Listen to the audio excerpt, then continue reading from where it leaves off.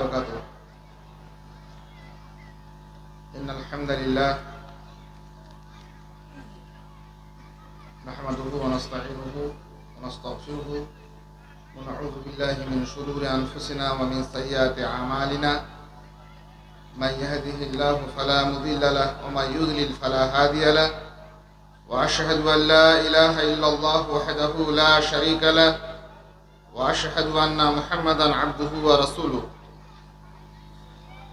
أعوذ بالله من الشيطان الرجيم. بسم الله الرحمن الرحيم. يا أيها الذين آمنوا اتقوا الله حق تقاته ولا تموتن إلا وأنتم مسلمون. يا أيها الناس اتقوا ربكم الذي خلقكم من نفس واحدة وخلق منها زوجها وبث منهما رجالا كثيرا ونساء، واتقوا الله الذي تسألون به والأرحام إن الله كان عليكم رقيبا. يا أيها الذين آمنوا اتقوا الله وقولوا قولا سديدا يصلح لكم أعمالكم ويغفر لكم ذنوبكم ومن يطع الله ورسوله فقد فاز فوزا عظيما. সম্মানিত সভাপতি, সঞ্চালক, আজকের এই বিশেষ মহতী আলোচনা চক্রে উপস্থিত বিশিষ্ট গুণী আলোচক মণ্ডলী, সুতি পূর্বাঞ্চলের জমিয়তে আহলে হাদিসের দায়িত্বশীল কর্মী ভাই বন্ধু এবং সম্মুখস্থ সুধী শ্রোতৃ মণ্ডলী, মহান আল্লাহ আমাদের প্রতি অনেক অনুগ্রহ করেছেন। পৃথিবী জুড়ে নানান বিচ্ছিন্নতা, নানান দলাদলি, ভেদাভেদ, শত্রুতার মধ্যেও আমাদেরকে একত্রিত করে এক ছাদের তলায় এতগুলো মানুষ, এক মঞ্চের ওপরে এত সব বিশিষ্ট গুণীজন আমরা এক হয়ে বসেছি দীর্ঘ একটা সময় জুড়ে। এটি মহান আল্লাহর একটি বিশেষ অনুগ্রহ, তার অনুকম্পা। মানবের ভয়াবহতম একটা অভ্যাস বিচ্ছিন্নতা, একে অন্যের সঙ্গে দূরত্ব তৈরি, হাজারো রকমের বিভেদ আর মতান্তরের আবাহনে নিজেদেরকে ডুবিয়ে ফেলা। তা থেকে আমরা আল্লাহ আমাদেরকে নিষ্কৃতি দিয়েছেন। আমরা একটা বড় মঞ্চে অনেকগুলো মানুষ আমাদের ভিতরে নানান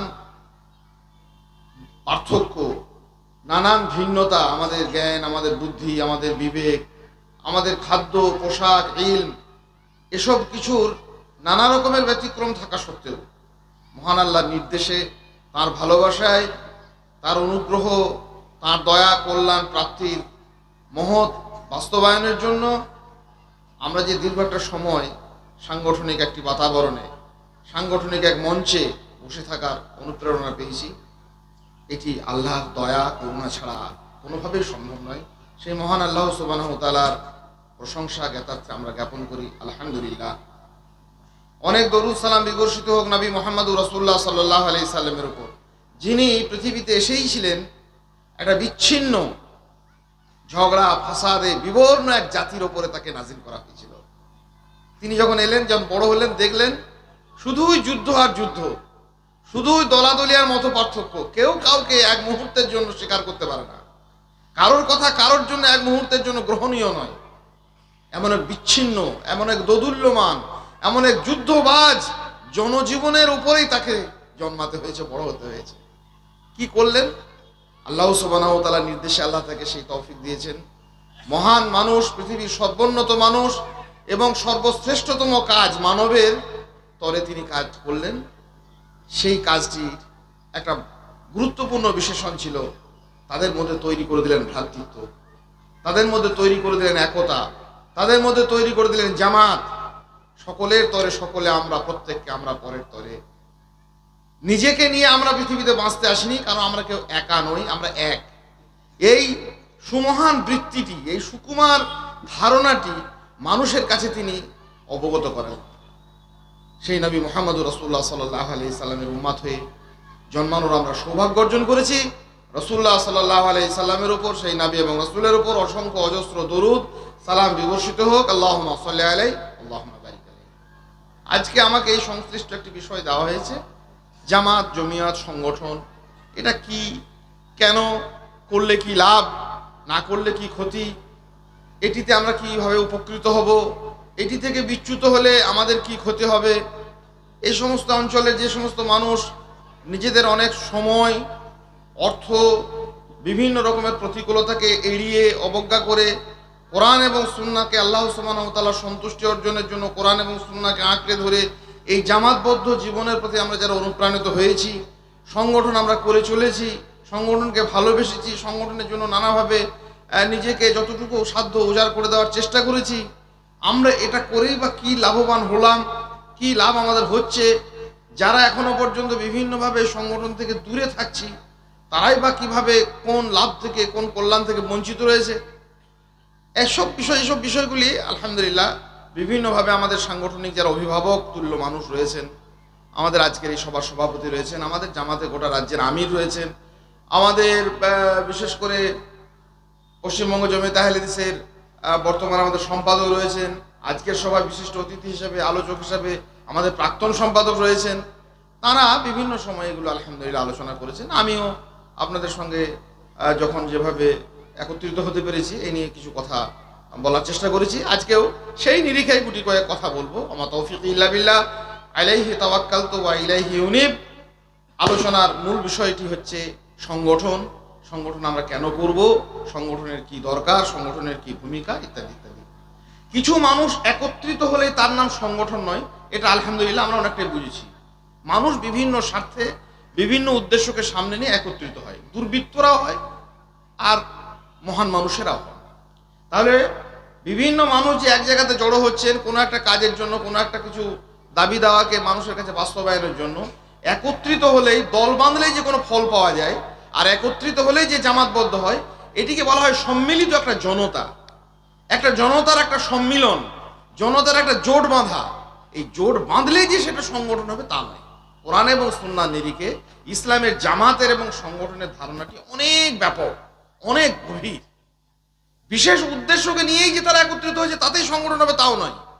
মূলত বিশেষ একটি আদর্শ যখন তাদের হৃদয়ে লালিত হয়, একটি মাত্র মৌলিক আদর্শ, তাদের নানা রকমের পার্থক্য থাকে, তাদের নানা রকমের ভিন্নতা থাকে, তাদের খাবার, তাদের পোশাক, তাদের আচার আচরণ, তাদের রুজি রোজগার, তাদের জীবনযাপন, এরকম বিষয়ে যে সমস্ত মানুষগুলো একরকম করছে তা নয়, কিন্তু মৌলিক নীতি এবং আদর্শের দিক থেকে যখন তারা একগামী হয়, একটি মাত্র আদর্শকে সামনে নিয়ে যখন তারা চলে এবং সেই আদর্শকে কোনোভাবে বিপন্ন না হয় সেই ব্যাপারে, এবং সেই আদর্শ গভীরভাবে গোটা মানুষের, মানব জাতির উপর প্রতিষ্ঠিত হয় সে ব্যাপারে, সমস্ত মানুষগুলি যখন এক মত, এক আকীদা, এক বিশ্বাস, এক মানহাজ পোষণ করেন এবং তাদের এই কার্যকলাপটা বিচ্ছিন্নতার জায়গা থেকে যাতে কোনোভাবে টলমল না হয়ে যায়, কোনোভাবে সেটি থেকে যারা সরে না আসে, তার জন্য তার একটা নির্দিষ্ট আমির, নির্দিষ্ট দলপতি, নির্দিষ্ট একজন গোত্রের প্রধান, একজন তারা মানুষকে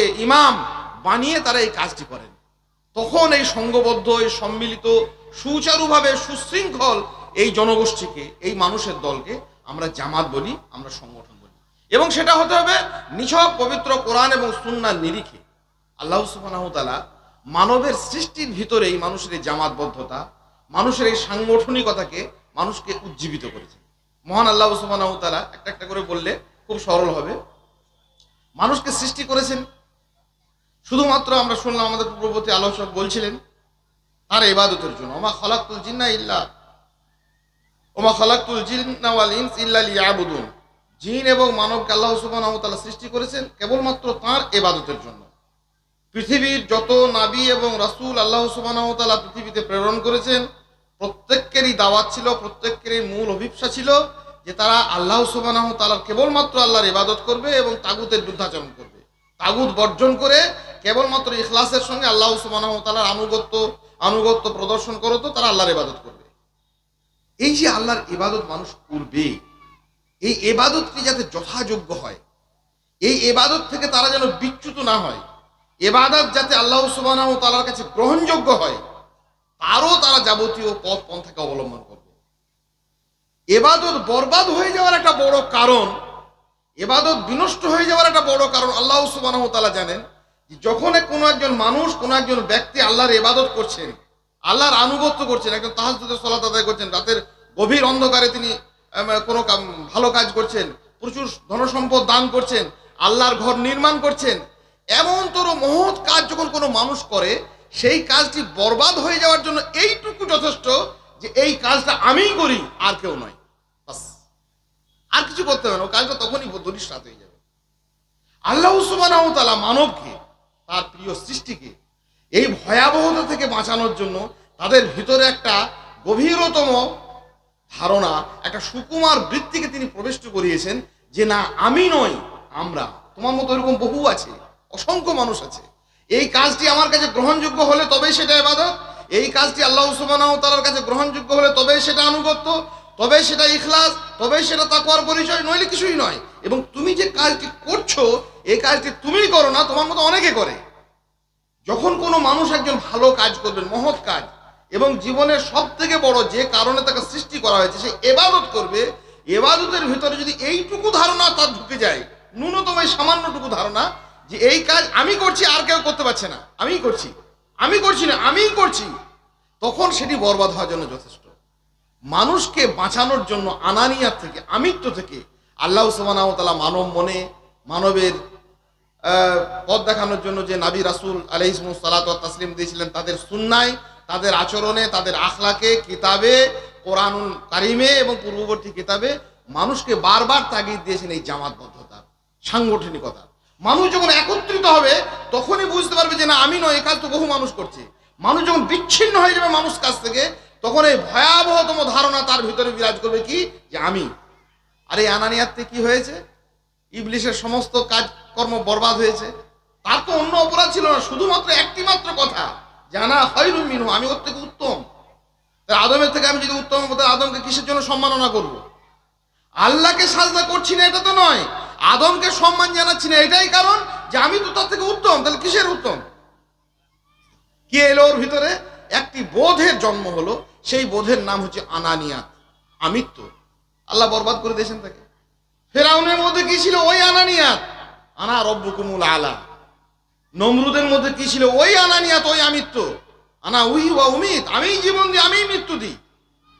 আজ এই পৃথিবীর মর্তবাসীর লক্ষ লক্ষ মানুষ জামাত থেকে বিচ্ছিন্ন হওয়ার সবচেয়ে বড় ভয়াবহতা বিরাজ করে আমিত্ব। তার বুকের ভিতরে লালিত হয়, কখনো তিনি বুঝতে পারেন, কখনো তিনি বুঝতে পারেন না। জামাতবদ্ধতা, মানুষের সাংগঠনিকতা, মানুষের জামাত প্রীতি, একসঙ্গে একটা কাজকে সম্পন্ন করা, এর মধ্যে আসলে জামাতের একটা বড় ধারণা রয়েছে যে না, আমি নই, আমরা। আল্লাহ সুবহানাহু ওয়া তাআলা আমাদেরকে শিখিয়েছেন পবিত্র কোরআনের ব্যাপারে খুব সুন্দর সুন্দর আমাদেরকে উপমা, উদাহরণ এবং বিভিন্নভাবে আমাদেরকে উপদেশ। ইয়া আইয়ুহান নাসু তাকু রাব্বাকুমুল্লাযী খালাকাকুম মিন নাফসিন ওয়াহিদা ওয়া খালাকা মিনহা যাওজাহা ওয়া বাত্তা মিনহুমা রিজালান কাসীরান ওয়া নিসা ওয়াত্তাকুল্লাহাল্লাযী তাসাআলুনা বিহি ওয়াল আরহাম ইন্নাল্লাহা কানা আলাইকুম রাকিবা। হে মানুষ, মানব মণ্ডলী, আল্লাহকে ভয় করো, ওই রবকে যে রব তোমাকে একটি মাত্র মানুষ থেকে সৃষ্টি করেছে। এই একত্বের জায়গা থেকে তুমি যখন সরে আসো না, এক আল্লাহর ইবাদতের জন্য আমরা যেমন দায়বদ্ধ, এক আল্লাহ সুবহানাহু ওয়া তাআলার, এক মাবুদের, এক রবের আনুগত্যের জন্য, ইবাদতের জন্য আমরা যেমন আদিষ্ট, তেমনি এই ধারণাও আমার বুকের ভিতরে লালিত হবে যে একটি মাত্র মানুষ থেকে আমি এসেছি, তিনি আদম আলাইহিস সালাতু ওয়াত তাসলিম, তার কাছ থেকে এসেছেন হাওয়া আলাইহিস সালাম, এবং তারপরে পরবর্তীকালে আমাদের বংশধর। আল্লাহ সুবহানাহু ওয়া তাআলা মানব সৃষ্টির ভিতরেই এই জামাতবদ্ধতাকে, এই সাংগঠনিকতাকে স্পষ্ট একটা রূপ দিয়েছেন। সেই জন্য আদম আলাইহিস সালামকে অন্য একটা জায়গা থেকে, অন্য মাটি থেকে আলাদা করে হাওয়া আলাইহিস সালামকে সৃষ্টি না করে, আদম আলাইহিস সালামের বক্ষ পিঞ্জরের অস্থি পিণ্ড থেকে আল্লাহ পাক রব্বুল আলামিন হাওয়াকে সৃষ্টি করেছেন, যেন কোনোভাবে বিচ্ছিন্ন না হয়ে যায়। একটা পুরুষ, একটা নারী, এ জায়গার ও জায়গার এত মিল, এত ভালোবাসা, এত আন্তরিকতা কি করে গড়ে উঠবে? একটা জায়গাতে থাকবে, তারা জানবে, তারা শিখবে, তারা বুঝবে, এবং সত্য সত্যই আল্লাহ সুবহানাহু ওয়া তাআলা এই বিভিন্ন পৃথিবীর নানান প্রান্তের মাটিগুলিকে সংগ্রহ করিয়ে, তাদেরকে সংগ্রহ করিয়ে সেখান থেকেই আদম আলাইহিস সালামকে তৈরি করলেন, সেখান থেকে হাওয়া আলাইহিস সালাম তৈরি করলেন, এবং সেখান থেকে মানব জাতির উৎপত্তি হলো, তাদের বিকাশ হলো, তাদের ব্যাপক বাড়বাড়ন্ত হলো, এবং তাদের ভিতরের একটা প্রবৃত্তি কাজ করলো যে আমরা তো আদম আলাইহিস সালাম থেকে এসেছি, আমরা এক পিতা এবং এক মাতা, এক পুরুষ এবং এক নারী, এক মানব এবং এক মানবী থেকে উদ্গত। কাজে বিচ্ছিন্নতার, দলাদলির, বিভেদের কোনো রকমের কারণ নেই। দীর্ঘ সময় মানুষের ভিতরের এই জামাতবদ্ধতা, এই একাত্মতা পৃথিবীতে ছিল, এক হয়েই ছিল। কতদিন পর্যন্ত ছিল তাদের সব কিছুতেই তারা এক ছিল। তাদের আকীদা, তাদের মানহাজ, তাদের দল, তাদের গোত্র, তাদের ইবাদত, তাদের ইখলাস মোটামুটি একই ধারাতে আসছিল, আদম আলাইহিস সালাম থেকে নূহ আলাইহিস সালাম পর্যন্ত। শয়তান ইবলিস মানুষের ক্ষতি করার সবচেয়ে বড় অস্ত্র হাতে তুলে নিল মানুষকে শিরক করানোর। সেই শিরকের আবাহন শুরুই হলো বিচ্ছিন্নতা দিয়ে। সবাই মিলে একটা ধারণা পোষণ করেন, সবাই মিলে একটা মতের ওপর সমত হন, সবাই মিলে একটা জিনিসকে আকীদা মানহাজ হিসেবে গ্রহণ করেছেন। সেখানে শয়তান যে কাজটি করে তাদের সঙ্গে বিরোধ ঘটালো, তাদের মধ্যে মতান্তর সৃষ্টি করলো, মতানৈক্য করলো, মতবিরোধ তৈরি করলো, তাদেরকে একে অন্যের থেকে বিচ্ছিন্ন করলো। এই বিচ্ছিন্নতাটা যে শয়তানের প্রধান এবং প্রথমতম অস্ত্র আমরা আজও যাপন করছি। আমরা জামাত এবং জমিয়ত থেকে বিচ্ছিন্ন হয়ে মূলত নিজেদের হৃদয়ের সেই দুর্বৃত্তপনাকে কায়েম করার প্রচেষ্টা করেছি। নূহ আলাইহিস সালাম এলেন, যুগে যুগে নবী রাসূলুল্লাহ আসতে শুরু করলেন। আল্লাহ পাক রব্বুল আলামিন তাদের প্রেরণের ধারা হিসেবে স্পষ্ট করলেন যে তাদেরকে বাআসাল্লাহু নাবিয়িনা মুবাশশিরিন ওয়া মুনজিরিন। নবী রাসূল এলেন পৃথিবীতে বিচ্ছিন্নতা, মতবিরোধ, বিশেষ করে শিরক এবং তাওহীদের মতবিরোধকে, যে কোনো ধরনের মতবিরোধকে নিরসনের জন্যই আল্লাহ সুবহানাহু ওয়া তাআলা নবী রাসূল প্রেরণ করেছেন।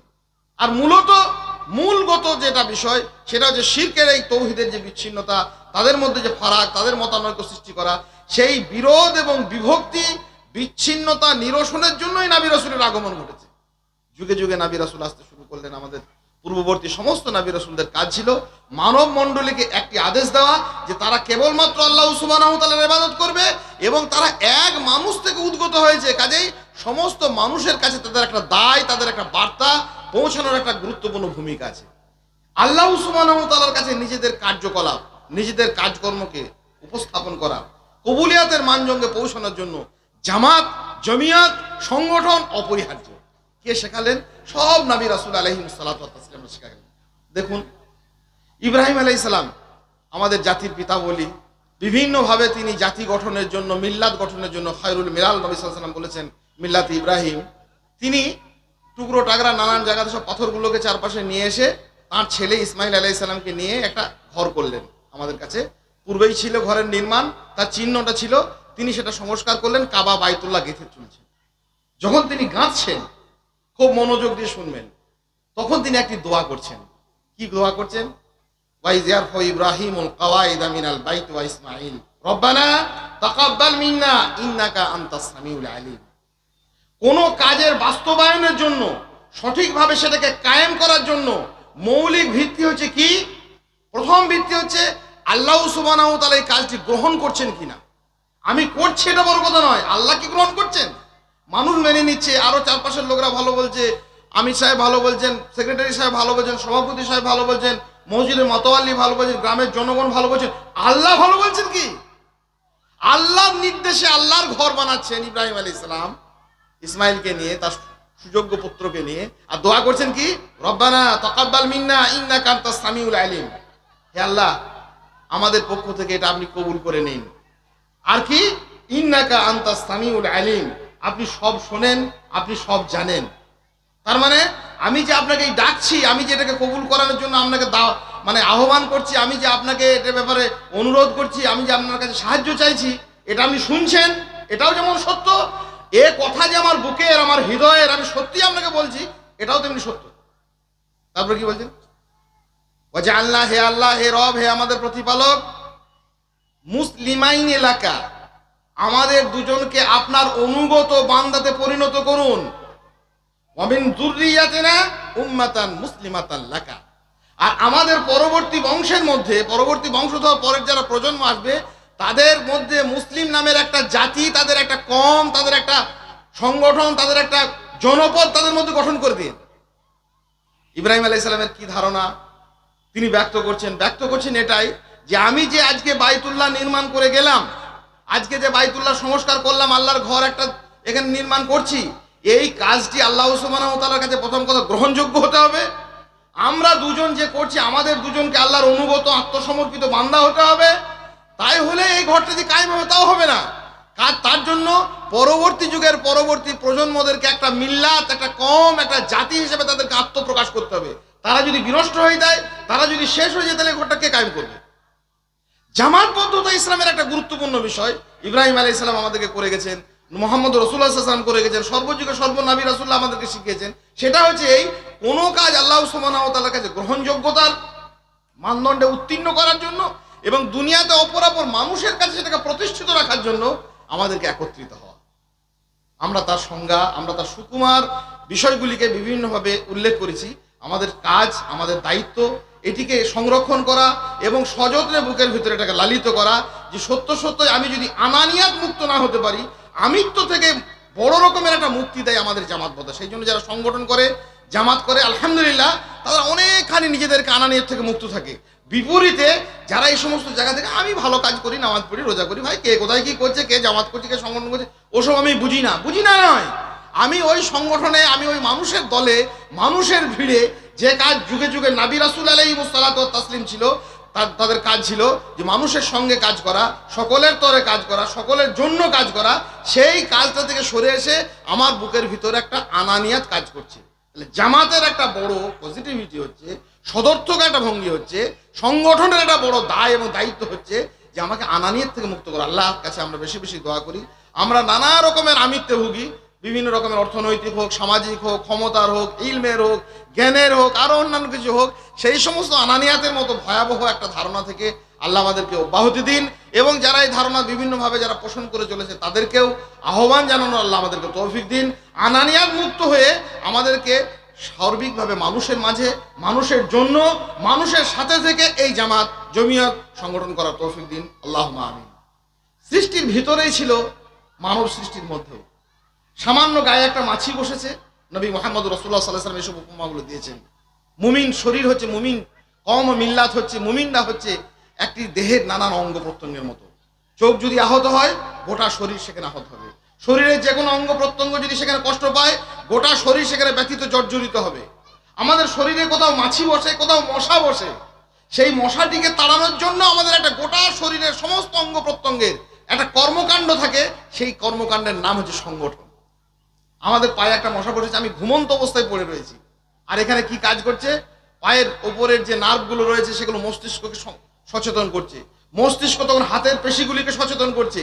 একে অন্যের এই বিপুল কর্মকাণ্ডের মধ্যে ঘুমের ঘরেও একটা মানুষ কাজ করে চলেছে, ওই পায়ের ওপরের মশাটাকে তাড়িয়ে দিচ্ছে, তাকে সেখান থেকে সরিয়ে দিচ্ছে। এই বলে সে শরীরটা চুপ করে থাকতে পারে না যে পায়ে কামড়াচ্ছে, হাত মনে করে না যে আমার কি, পায়ে কামড়াচ্ছে, খাক, পাটা মশাটি থেকে বের করেছিস তো, তোকে খাক যা। এইটা নয়, এইটা হচ্ছে তার কাজ, যে কোনোভাবে কোনো জায়গায় আহত হচ্ছে তখনই শরীরের বিজ্ঞান, শরীরের ভিতরে রসায়ন, শরীরের প্রযুক্তি সেখানে কাজ করছে কিভাবে, সেই কাজের নাম হচ্ছে একটা সংগঠন। আমরা নিয়মিত এটা দেখতে পাই। সৃষ্টিকুলে যত রকমের কল্যাণ আছে পৃথিবীতে, বৃষ্টি বিন্দু, নদী, সাগর, পাহাড়, বেলাভূমি, সৈকত, আকাশ বাতাস, চন্দ্র, তারকা, সূর্য, নক্ষত্র, প্রত্যেকের মধ্যে একটা দুর্ভেদ্য, যা কোনোভাবে ভেদ করা যায় না, এক গভীর সাংগঠনিকতা তাদের মধ্যে বিদ্যমান। গোটা সৃষ্টি এই রুলস মেনে চলে। মানুষ যদি আমরা নিজেরা বিচ্ছিন্ন হই, তাহলে আমাদের মধ্যে সততা, আমাদের মধ্যে ভালো, আল্লাহর ইবাদত করার স্পৃহা, আল্লাহর আনুগত্যকে জীবনে বাস্তবায়ন করা, এটি কোনোভাবে সম্ভব নয়। দুর্বৃত্তরা সারা পৃথিবীতে সব সময় দেখবেন একত্রিত হয়। দুষ্কৃতীরা আজকের, বিশেষ করে বর্তমান পৃথিবীতে বিভিন্নভাবে চোর, চিটার, কালোবাজারি, মাফিয়া, সিন্ডিকেট, তোলাবাজ, তারা একত্রিত হয়। তাদের একত্রিত হওয়ার মৌলিক কারণ যে তারা জানে যে আমরা বিচ্ছিন্ন হলে একা আমাদেরকে পিটিয়ে মেরে ফেলবে, সেই জন্য তারা একত্রিত হয়। দুর্বৃত্তরা একত্রিত হতে পেরেছে, আর সুকৃতীরা, যারা ভালো মানুষ, তারা বারবার শুধু বিচ্ছিন্ন হয়ে যায়। কেন? শয়তান তাদের ভিতরে কাজ করে জামাত বিরোধিতা, বিচ্ছিন্ন হওয়া, একক করে দেওয়া। কারণ দুষ্কৃতীদেরকে একত্রিত করতে পারলে ইবলিস শয়তানের একটা মোটিভ। দুর্বৃত্তরা যদি একত্রিত হয়, চোররা যদি হয়, গুন্ডারা যদি হয়, মাফিরা হয়, চোরা চালান কারবারিরা হয়, বিদেশে বিভিন্ন রকম জিনিস পাচারকারীরা হয়, এই সমস্ত মাদকদ্রব্য পাচারকারীরা হয়, এরা যদি হিরোইন, গাঁজার যারা ব্যবসা করে, তারা যদি একত্রিত হয়, তো শয়তানের যেটা উদ্দেশ্য মানুষকে পথভ্রষ্ট করা, জান্নাত থেকে সরিয়ে নিয়ে আসা, জাহান্নামের দিকে ধাবিত করা, তো অনেকটা এগিয়ে যায়। এগিয়ে যায় কেন? দুর্বৃত্তরা একত্রিত হলে নোংরা কাজগুলো পৃথিবীতে সংঘবদ্ধভাবে ভালোভাবে চলতে থাকবে। আর ভালো মানুষরা, কোরআন এবং সুন্নাহর আলেমরা, নামাজিরা, মুসাল্লিরা, মসজিদওয়ালারা, মাদ্রাসাওয়ালারা, এরা যদি একত্রিত হয় তাহলে কি হবে? আসলে ভালো কাজটা তখনই কেবলমাত্র প্রতিষ্ঠিত হবে। কিন্তু ঘুরিয়ে আমরা উল্টো কাজ করেছি। দুষ্কৃতীদেরকে, দুর্বৃত্তদেরকে একত্রিত হওয়ার আমরা সুযোগ করেছি, ভালো মানুষরা একা একা বসে আছে। ভাই আমি কোরআন হাদিস জানি দুটো, আমি তো মূর্খ সূর্খ লোক নয় যেখানে গিয়ে বসে থাকবো। উনি ভাবেন আমি তাহাজ্জুদ পড়ি, উনি ভাবেন আমি দান করি, উনি ভাবেন আমি যাকাত দিই, উনিভাবে আমি বই লিখি, উনিভাবে আমি বক্তব্য দিই, আমার ওসব কি সংগঠন আর জামাত করা দরকার। এটা ইবলিশ শয়তানের একটা প্ররোচনা। কারণ পৃথিবীতে কোনো কল্যাণকর কাজ এই সংঘবদ্ধতা তারা সম্ভব হয় না। আপনি একা কতটুকু করবেন, একা কিভাবে করবেন? সেই জন্য যত যুগে যুগে ভালো মানুষ এসেছেন, নবী রাসূল আলাইহিস সালাতু ওয়াস তাসলিমরা এসেছেন, সালাবরা এসেছেন, তারা মানুষের কাছে গেছেন, মানুষের জন্য কাজ করেছেন, মানুষের সহযোগিতা নিয়েছেন, মানুষকে সহযোগিতার কথা বুঝিয়েছেন। আমরা একটা সামান্য মাছি তাড়াতে সংগঠনের দরকার হয়, আর এমন একটা দিন প্রচার প্রসার করার জন্য, ভালো কাজকে প্রতিষ্ঠিত করার জন্য দরকার হয় না, এটি তো হতে পারে না। কাজেই ইবলিশ শয়তানের এই প্ররোচনা থেকে, তার এই প্রতারণা থেকে, মানুষকে এই ভুল বোঝানো থেকে অব্যাহতির জন্য জামাত জমিয়ত আমাদের খুব জরুরি, আমাদের দরকার। আল্লাহ নবী মুহাম্মদ রাসূলুল্লাহ সাল্লাল্লাহু আলাইহি সাল্লাম বলেছেন, আলাইকুম বিল জামাত, তোমাদের মধ্যে জামাত অপরিহার্য। মহান আল্লাহ পাক রব্বুল আলামিন আমাদের শিখিয়েছেন জামাতের ভিতরে এক গভীর সুকুমার বৃত্তি, মানুষের ভ্রাতৃত্ব আছে। আমরা মুখে বললে সারা ভারতবাসী ভাই ভাই, বিশ্ববাসী ভাই ভাই, মানব জাতি ভাই ভাই, এই ভ্রাতৃত্ব কোনোদিন কিন্তু কাজে লাগেনি। কাজে লেগেছে কখন?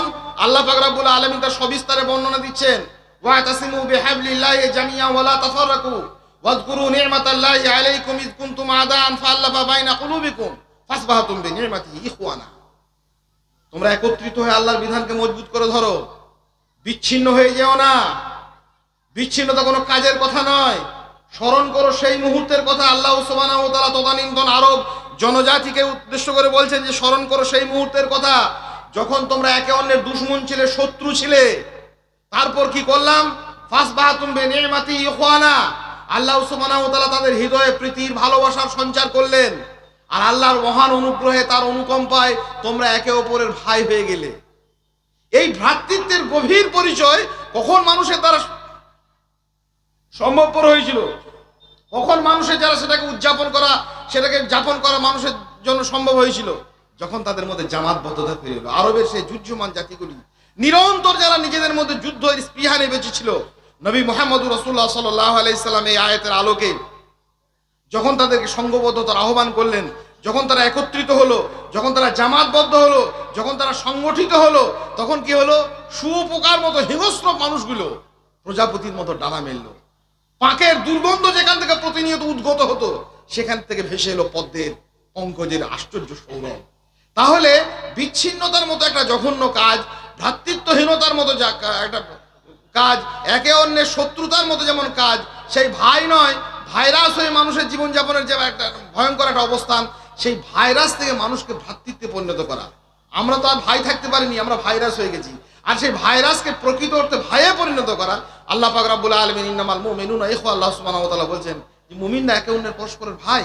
আমরা ভাইরাস হয়েছি, এটা আমাদের দুর্বৃত্তপনায়, এটা আমাদের সাংগঠনিকতাহীনতায়, জামাতবদ্ধতা থেকে সরে আসার জন্য আল্লাহ সুবহানাহু ওয়া তাআলা আমাদেরকে কি করেছেন?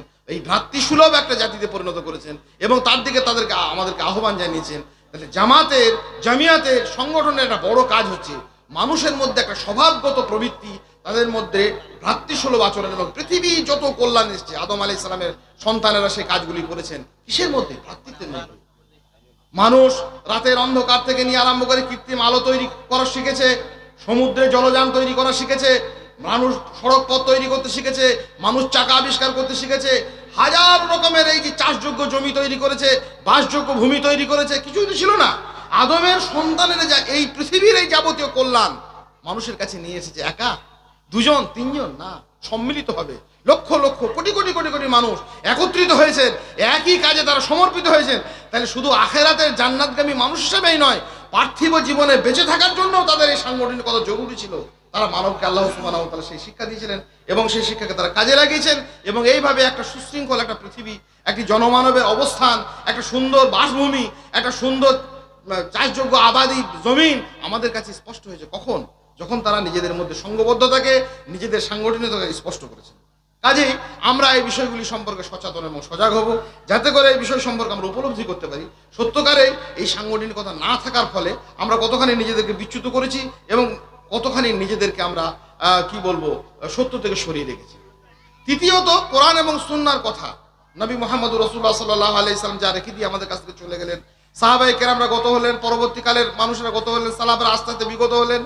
এই যে দিন আমাদের কাছে রইল, এই দিনটা মানুষের কাছে পৌঁছানোর জন্য আমরা দায়িত্বশীল।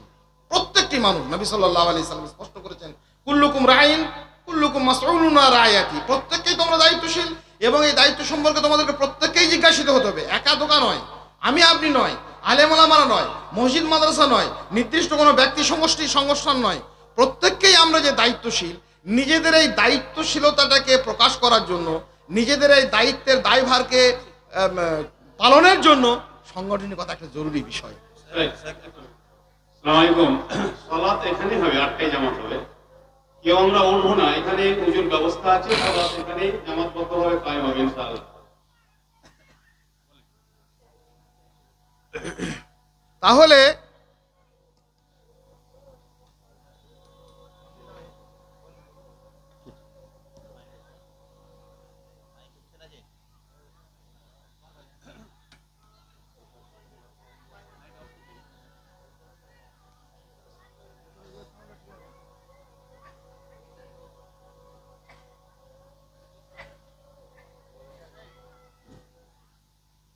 আমরা যে কাজের জন্য আদিষ্ট, নিজেদের এই দাবি দাওয়াগুলি মানুষের কাছে প্রচার করা, প্রসার করা, তার জন্য এই সংগঠন খুব জরুরি, খুব অপরিহার্য। আমি জানি এই ধ্বংসের দায় ভাগে আমরা সকলে সমান অংশীদার। অপরে পাওনা আদায় করেছে আগে, আমাদেরই পরে দেনা শোধবার ভার।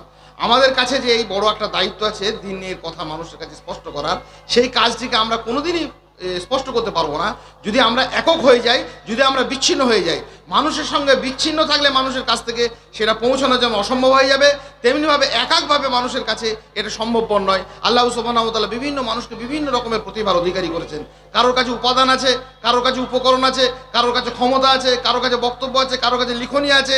বিভিন্ন মানুষ যারা একত্রিত হবেন, যখন তাদের মধ্যে জামাতবদ্ধতা থাকবে, সাংগঠনিকতা থাকবে, তখনই সুশৃঙ্খলভাবে কোনো একটি জিনিসকে আমরা অন্যের কাছে পৌঁছতে সহজ হবে এবং সেটি একমাত্র সম্ভবপর হবে, নচেত সেটি সম্ভবপর হয়ে উঠতে পারে না। কাজেই আমাদের কাছে যে একটা বড় দায়িত্ব, এবং কিয়ামতের মাঠে আমাদের কিন্না সামা ওয়াল বাসারা ওয়াল ফুয়াদা কুল্লুন উলাইকা কানা আনহু মাসউলা, আমাদের চোখ, আমাদের কান, আমাদের হৃদয়, আমাদের প্রত্যেককে ইন্দ্রিয়ের যে আমাদেরকে পরীক্ষা দিতে হবে, তার জন্য কৈফিয়ত দিতে হবে, সেগুলো যে জিজ্ঞাসিত হবে, সেই জিজ্ঞাসার আমরা জবাব দিতে পারবো তখনই যখন আমরা নিজেদের এই দায়িত্বটাকে পালন করব। আমরা দেখেছি সুলাইমান আলাইহিস সালাম একজন বড় নাবী ছিলেন। সেই নাবীর একটা দায়িত্ব ছিল পৃথিবীর সর্বত্র তাওহীদকে প্রকাশ করা, প্রসার করা। কিন্তু তিনি নিজেই যে সব জায়গাতে যাবেন, সেই রকম ব্যাপারটা সব সময় সম্ভবপর হয়ে ওঠেনি। তার কাছে একটা পাখি এলো একদিন, পাখিটা এসে সবিস্তারে বর্ণনা করলো। সুলাইমান আলাইহিস সালাম বললেন, মা লিয়া লা আরাল হুদুদা, কি ব্যাপার, হুদুদকে আমি দেখতে পাচ্ছি না। হুদুদ এসে বললেন যে আমি এমন একটা জনজাতির কাছ থেকে আসছি, তারা গায়রুল্লাহর ইবাদত করে, চন্দ্র সূর্যকে মাবুদ বানায়, একটা মহিলা সেখানে রাজত্ব করে। তো সুলাইমান আলাইহিস সালাম বললেন যে তুমি এই দায়িত্বটা নিতে হবে, তুমি তাদের কাছে তাওহীদের এই দাওয়াতটা পৌঁছে দিয়ে এসো। একটা চিঠি লিখলেন, পৃথিবীর প্রথম ঐতিহাসিক তাওহীদি চিঠি। সুলাইমান আলাইহিস সালাম লিখছেন, ইন্নাহু মিন সুলাইমান ইন্নাহু বিসমিল্লাহির রহমানির রহিম। সেই চিঠি লেখা হলো তাওহীদের দাওয়াত দিয়ে। চিঠিটিকে নিয়ে গেল, সেই উপকরণটিকে বয়ে নিয়ে গেল কে? একটি পাখি, একটি চতুষ্পদ প্রাণীর আওতাভুক্ত একটা মানুষ বাদ দিয়ে অন্য একটা প্রাণী। সেও কি কাজ করলো? এই যে পৌঁছে দেওয়ার, এই যে সাংগঠনিকতার একটা রূপ আল্লাহ সুবহানাহু ওয়া তাআলা আমাদেরকে দেখালেন, এটা আমাদের কাছে খুব নসিহাযোগ্য এবং অত্যন্ত একটা উপমা ও উদাহরণযোগ্য একটা বিষয়। আমরা দেখেছি আল্লাহ সুবহানাহু ওয়া তাআলা পৃথিবীতে বহু মানুষ বাদ দিয়ে অন্যান্য প্রাণীর কথা উল্লেখ করেছেন, যাদের মধ্যে সঙ্গবদ্ধতা ছিল। জামাতবদ্ধতার জন্য একটা গুরুত্বপূর্ণ উপকরণ আল্লাহ পাক রব্বুল আলামিন আমাদের কাছে দুটি প্রাণীকেই উল্লেখ করেছেন পবিত্র কোরআনে।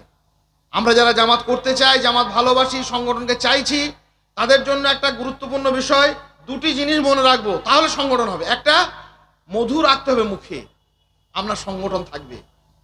আর পেটের ভিতরে যদি বিষ রাখেন, গরল, তাহলে কিন্তু সংগঠন থাকবে না। যেখান থেকে সংগঠন বিচ্যুত হয়ে যায় গোটা আল্লাহর জমিনে, তার প্রথম কারণ ছিল বুকের ভিতরে কোথাও না কোথাও বিষের একটা থলি ছিল।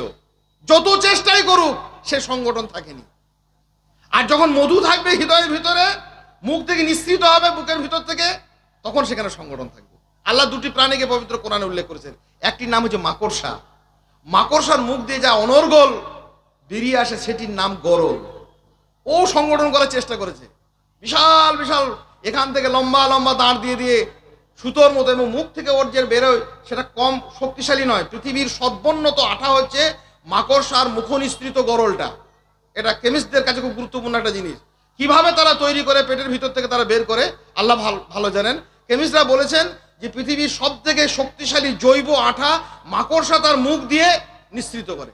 এত শক্তিশালী আঠা বের করার পরেও সেই আঠা দিয়ে সুন্দর বাসা নির্মাণ করে। সে ভাষা ক্ষণভঙ্গ, সে ভাষা পৃথিবীতে টেকেনি। আল্লাহ নিজেই বলেছেন মাকড়সার ঘর হচ্ছে সব থেকে আহ্বানাল বয়ুত, সব থেকে নিকৃষ্ট ঘর, সব থেকে তুচ্ছ ঘর মাকড়সার ঘর, কোনোদিন পৃথিবীতে কায়েম হয়নি। কেন? ওর পেটের ভিতরে বিষ ছিল। আর পৃথিবীতে একটা প্রাণী আশ্চর্য করেছে, তাক লাগিয়ে দিয়েছে গোটা মানব জাতিকে, ঘর বেঁধে, বাসা বেঁধে, চাক বেঁধে, তার নাম হচ্ছে মৌমাছি। তার মুখে মধু ছিল। আমরা যারা জামাত প্রেমী, সংগঠনকে ভালোবাসি, দুটি অভ্যাস আমরা সহজভাবে রাখবো। কোনো রকমের আনানিয়াত হোক, ইখলাস বিরোধী কাজ হোক, কোনো রকমের হিংসা হোক, বিদ্বেষ হোক, বৈরিতা হোক, ভায়াচারিতা থেকে সরে যাওয়া হোক, কোনো রকমের বিষ, গীবত হোক, পরচর্চা হোক, পরনিন্দা হোক, যা কোরআন এবং সুন্নাতে বিষ বলে অভিহিত হয়েছে, বুকের ভিতরে রাখবো না, মুখ দিয়ে নিঃসৃত করবো না।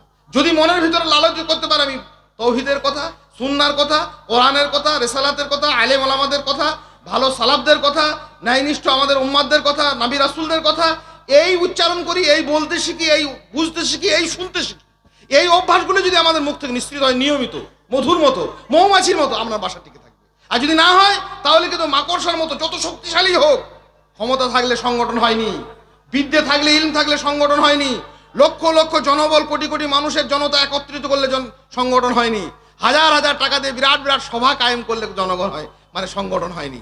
সারা পৃথিবীর বড় বড় ওলামাদেরকে ডেকে নিয়ে সভা করার চেষ্টা করছে, লোক হচ্ছে না। কি করবে? জামাত নেই, সংগঠন নেই, বিষ আছে ভিতর থেকে। এটা স্পষ্ট কথা। বাংলার জমিনে, ভারতের জমিনে, আল্লাহর গোটা জমিনে, সর্বত্র আমরা যারা দিনকে ভালোবাসি, দিনকে ভালোবাসে কায়েমের জন্য আমরা সংগঠিত হতে ভালোবাসি, তাদের কাছে এটা আমাদের খুব গুরুত্বপূর্ণ একটা নসিহা, এবং এটা আমাদেরকে মনে রাখতে হবে এবং বাস্তবায়নের জন্য আল্লাহ সুবহানাহু ওয়া তাআলা আমাদের যেন সার্বিকভাবে তৌফিক দিন। আল্লাহুম্মা আমিন। সংগঠন না করা, একসঙ্গে মিলেমিশে না থাকা, শুধু নিজের জন্য ক্ষতি নয়, গোটা মানব জাতির কাছে দায়বদ্ধ হতে হবে। নবী সাল্লাল্লাহু আলাইহি ওয়াসাল্লাম বলেছেন, আল মুমিনু লিল মুমিন কাল বুনিয়ান। একটা মুমিন হচ্ছে আর একটা মুমিনের সঙ্গে একটা নির্মাণের মতো, নির্মাণ কাজের মতো, একটা প্রাসাদের মতো, অট্টালিকার মতো। ইয়াসুদ্দু বাদুহু বাদা, যার একাংশ অন্যাংশকে কি করে? মজবুত করে। একটা গ্রামের মসজিদ, মাদ্রাসা, মক্তব, মুসলিম উম্মাহ, তাদের মধ্যে সংগঠন থাকবে, তারা একত্রিত হয়ে থাকবে, জামাতবদ্ধ হয়ে থাকবে, এটা স্বাভাবিক। এটা হচ্ছে মুমিনের চরিত্র। যদি বিচ্ছিন্ন হয়ে যায়, এবার কি হবে? রাসূলুল্লাহ সাল্লাল্লাহু আলাইহি ওয়াসাল্লাম উদাহরণ দিলেন একটা ঘরের মতো। মাঠের মধ্যখানে একটা ঘর আছে, দেখছে চারপাশের মানুষ, সেই ঘরটি মানুষের বড় কল্যাণ করে, উপকার করে। রোদে বৃষ্টিতে মানুষ সেখানে আশ্রয় নেয়, ঝড় ঝাপটায় মানুষ গিয়ে তার ছাদের তলায় দাঁড়ায়। সবাই দেখে আসছে যুগ যুগ ধরে মাঠের মাঝে একটা বড় ঘর আছে, সেই ঘরটিতে মানুষ গিয়ে আশ্রয় নেয়। একদিন দেখা গেল সেখানে আর মানুষ কেউ দাঁড়াচ্ছে না, ঝড়ে দাঁড়িয়ে আছে, বাইরে দাঁড়াচ্ছে না, বৃষ্টিতে ভিজছে মানুষ, সেখানে কেউ যাচ্ছে না, রোদে পুড়ছে মানুষ, সেখানে কেউ আশ্রয় নিচ্ছে না। বলে, ভাই আপনারা ওখানে যাচ্ছেন না কেন? ওখানে তো অনেক কিছু ছিল, ছাদের নিচে বেশ সুন্দর আরাম করার জায়গা ছিল, বসার জায়গা ছিল, ঝড়ঝাপটা থেকে বাঁচার একটা উপায় ছিল। বলে, না, ঘরটা খসে পড়ছে, ইটগুলো একটা থেকে একটা ইট ছড়ে পড়ছে, প্লাস্টার ঝরে ঝরে পড়ছে, দেওয়াল এদিকে টাই বিম অন্যদিকে বেঁকে গেছে, আর যাচ্ছে না। মানব মণ্ডলীর কাছে, গোটা মানুষের কাছে আমি জানি এই ধ্বংসের দায় ভাগে আমরা সকলে সমান অংশীদার। সারা পৃথিবীর মানুষের, বুভুক্ষ মানুষের, অসহায় মানুষের, ধর্ষিত মানুষের, নির্যাতিত মানুষের শেষ আশ্রয় তো ইসলাম, শেষ আশ্রয় তো কোরআন, শেষ আশ্রয় তো সুন্নাহ, শেষ আশ্রয় মুসলিম উম্মাত জামাত। আমরা নিজেরা যদি ভেঙে যাই, নিজেদের দলবদ্ধতা, ঐক্যবদ্ধতা যদি টুকরো টুকরো হয়ে যায়, কি আসবে? কোথায় আসবে? কোথায় গিয়ে দাঁড়াবে? কাজেই যারা নিজেদের সংগঠনকে, মুসলিম উম্মার এই জামাতবদ্ধ থেকে বিচ্ছিন্ন করেছি, নিজেদেরই ক্ষতি করেছি তা নয়, গোটা মানব জাতির ক্ষতি করেছি, এটা সাক্ষী দিতে হবে। এর জন্য আমাদেরকে ভয় ভয় কৈফিয়ত দিতে হবে। আমরা নিজেরা একত্রিত হতে পারিনি বলে তাদের কাছ থেকে বিচ্ছিন্ন, তারা মানুষ ছুটে পালিয়ে গেছে। কারণ বলে, আরে ঘরটাতে কি করে দাঁড়াবো ওখানে, ও ঘরটা আমার উপরে ঘুরিয়ে পড়ে যাবার আশঙ্কা রয়েছে, ও দেওয়াল আমাকে নিরাপত্তা দেবে না, ও বিপদের কারণ হয়ে গেছে। কেন? ওই যে ওর ইট খসে পড়ছে। কাজেই আমরা যারা সংগঠন বিচ্যুত হয়ে রয়েছি, সংগঠনের প্রয়োজনীয়তা, তার গুরুত্ব আমরা এখন উপলব্ধি করতে পারছি না, তাদেরকে একটা স্মরণে রাখা দরকার যে রাসূলুল্লাহ সাল্লাল্লাহু আলাইহি ওয়াসাল্লাম এই সমস্ত অনুপম উদাহরণ, উপমালা আমাদের জন্য রেখেছিলেন, যাতে করে আমরা কি করি? সম্মিলিত হতে পারি, মানুষ যাতে ভরসা পায়, আশ্রয় পায়। পৃথিবীর অসংখ্য মানুষ, যার ক্ষমতা ঔদ্ধত্য যাই থাকবে না কেন, মানুষের শেষ আশ্রয় দিন, শেষ আশ্রয় কোরআন এবং সুন্নাহ, মানুষের শেষ আশ্রয় ইসলাম। পৃথিবীতে কারোর কাছেই তো মানবতার কোনো সমাধান নেই। তাহলে আপনার কাছে যে সমাধান নিতে আসবে, আমি যদি নিজেই ঝগড়াঝাটি করে, মতান্তর করে, মতানৈক্য করে, মতবিরোধ করে টুকরো টুকরো হয়ে থাকি, আমার প্লাস্টার খসে পড়ে, আমার দেওয়াল ভেঙে পড়ে, আমার ছাদ ধসে পড়ে, মানুষ কি করে আশ্রয় নেবে? কাজেই জামাত বিরোধী, জামাতহীন মানুষ, সংগঠনহীন মানুষ নিজের জন্যই ক্ষতিকারক নয়, অপরের জন্য খুব ক্ষতিকারক। এটাও আমাদেরকে মনে রাখতে হবে। আল্লাহ পাক রব্বুল আলামিন সার্বিকভাবে বোধ এবং বোধের বিপন্নতা থেকে উদ্ধারের, আমাদের সেখান থেকে মুক্তির, অব্যাহতির আমাদের তৌফিক দিন। আল্লাহুম্মা আমিন। মেধা এবং দক্ষতা, মানুষের নানা রকমের মেধা এবং দক্ষতা নিয়ে পৃথিবীতে মানুষ জন্মায়, মৃত্যুবরণ করে। সেই মেধা এবং দক্ষতার বিনিময় বিভিন্ন মানুষের কাছে কিভাবে সেটা তাদের কাছে কায়েম করব, কিভাবে সেগুলো প্রকাশ করব, কিভাবে সেগুলো পরিচয় দেবো, যদি আমাদের মধ্যে সুস্পষ্ট একটা জামাত থাকে, জমিয়ত থাকে, সংগঠন থাকে, বৃদ্ধ আচরণকারীদের মোকাবিলার জন্য, নিজেদের বিভিন্ন দায়িত্বগুলি মানুষের কাছে প্রকাশ করার জন্য, পারস্পরিক সহানুভূতি এবং পারস্পরিক নানান সহযোগিতাগুলিকে কায়েম করার জন্য জামাতবদ্ধতা, আমাদের এই সাংগঠনিকতার একান্ত প্রয়োজন রয়েছে। আর সর্বশেষ একটি কথা শেষ করতেছি, সেটি হচ্ছে এই খুব গুরুত্বপূর্ণ, নিজেদের অস্তিত্ব বিপন্ন নিজে আমরা যেন না করি। তাই অসহ্য লাগে এই আত্মবিস্মৃতি। অন্ধ হলে কি প্রলয় বন্ধ থাকে? নিজেকে এড়িয়ে বাড়ায় নিজেরই ক্ষতি, ভ্রান্তি বিলাস সাজে না দুর্বিপাকে। তাই অসহ্য লাগে এই বিস্মৃতি, নিজেকে নিজে ভুলে যাওয়ার মতো, নিজেকে তুচ্ছ মনে করার মতো আর তুচ্ছতা কিছু হতে পারে না। নিজেকে আমরা ভুলে গিয়ে আত্মবিস্মৃতি, এটা খুব কঠিন জিনিস। অন্ধ হলে কি প্রলয় বন্ধ থাকে? চোখ বন্ধ করে দিলাম, ভাবলাম কিয়ামত হবে না, আমি দেখতে পাচ্ছি না বলে আর বিপদ আসবে না, তা নয়। নিজেকে এড়িয়ে বাড়াই নিজেরই ক্ষতি, ভ্রান্তি বিলাস সাজে না দুর্বিপাকে। চরম বিপদে এই বিলাসিতা আমাদের সাজে না। পৃথিবীতে অস্তিত্বের সংকটে পৃথিবীতে সবাই ভোগে, মুসলিম উম্মাহ কখনো ভোগে না, কিন্তু তখন তাদেরকে ভুগতে হয় যখন তাদের থেকে সংগঠন সরে যায়, যখন তাদের কাছ থেকে জামাতবদ্ধতা সরে যায়। পৃথিবীতে দুটো প্রাণী আছে, নিজেদের অস্তিত্ব নিয়ে তারা খুব সংকটে পড়ে আছে।